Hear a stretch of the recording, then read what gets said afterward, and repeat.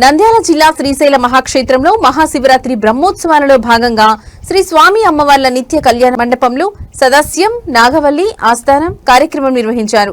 అనంతరం మహాశివరాత్రి బ్రహ్మోత్సవ ప్రారంభ సూచకంగా బ్రహ్మోత్సవాలకు సకల దేవతలకు ఆహ్వానం పలుకుతూ ఆలయ ధ్వజస్తంభంపై ఆవిష్కరింపచేసిన ధ్వజపటం అవరోహణ చేసి దేవస్థానం అర్చకులు, దేవస్థానం చైర్మన్ రమేష్ నాయుడు, ఈవో శ్రీనివాసరావు దంపతులు, ఫస్ట్ బోర్డు మెంబర్లు ధ్వజపటాన్ని కిందకు దించారు.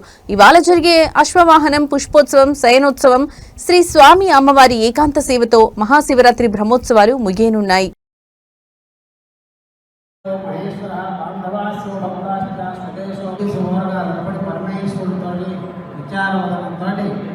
ఆయన వచ్చిన తర్వాత పరిస్థితి ఏర్పడింది. అందరూ ఎవరిని అడిగారు, నాకు తెలియదు, నాకు తెలియదు.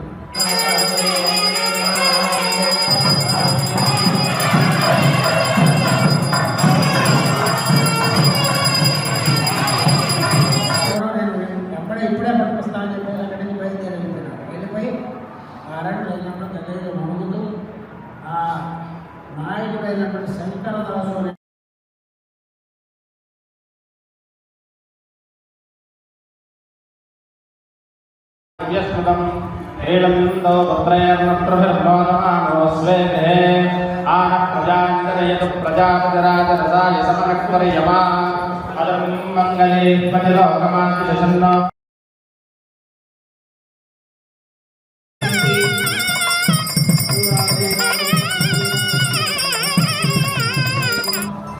ఇదం విష్ణు విజక్రమే శ్రేయానంద